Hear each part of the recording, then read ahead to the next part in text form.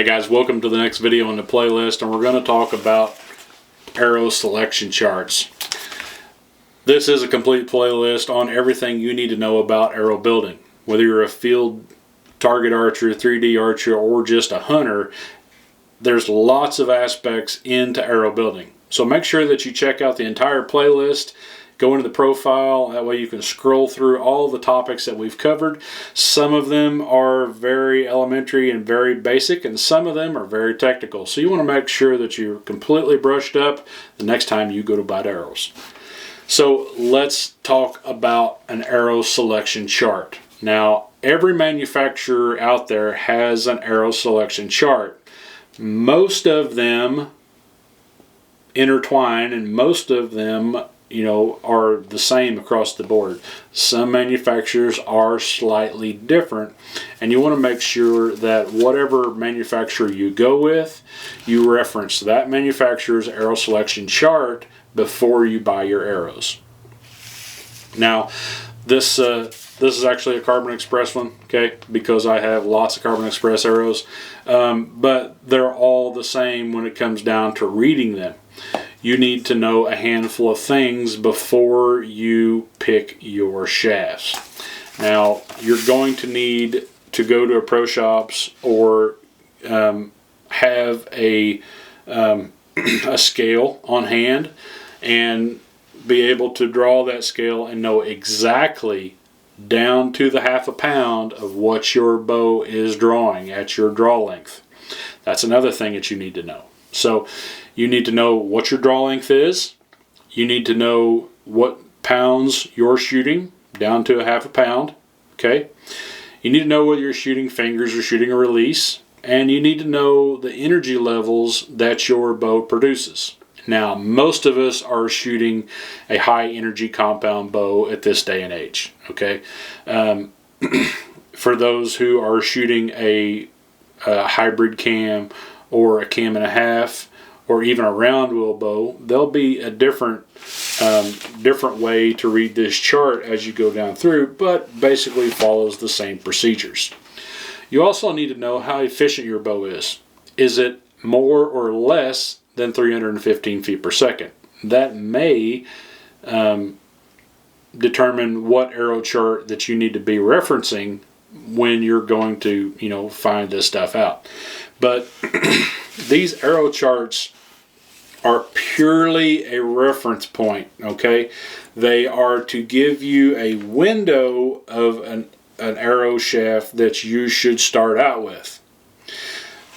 It is not set in stone, okay? There are plenty of ways to manipulate the selection chart based on your needs. So if you know, most of these, what I'm getting at is most of these charts are based on 100 grain front point weight, okay?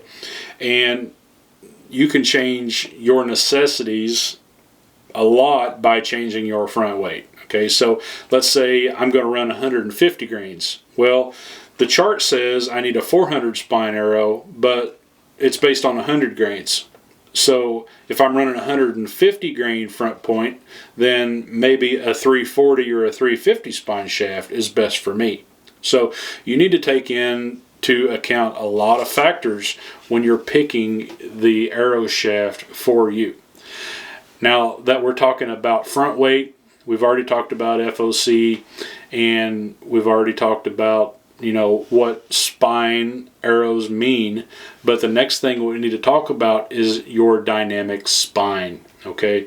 And that is how your arrow reacts as it comes out of the bow.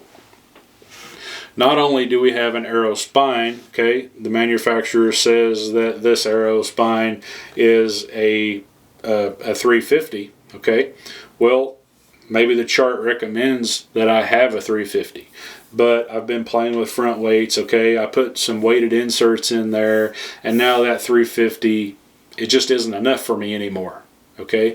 I'm building a heavy hunting arrow, so maybe I want to step up to a 300 spine shaft.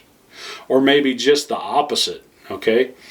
For my bow weight, draw length, and everything, it recommended that I have a 350 spine shaft, But I really want to grain it out, and I can stand to lose an inch or two off my arrow shaft.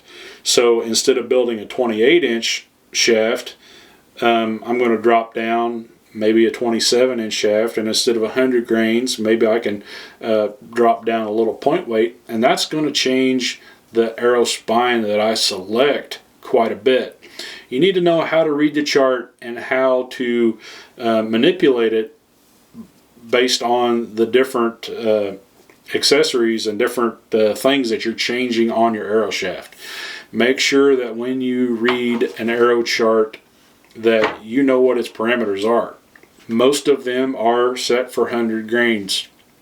But if you're looking into building a especially heavy front of center arrow, then you can go to places like Ethics Archery or Serious Archery and look at their selection charts when they actually build that Ranch Fairy adult arrow. And when they get up into adding 300 plus grains, 400, 500 plus grains to the front of their shaft, because they don't want to make one hole, they want to make two. So based on your needs, make sure that you know how to read an arrow selection chart, and make sure that you realize that whatever the chart says, that's just a basic recommendation and a place for you to start. Feel free to move up or down on the chart based on your needs.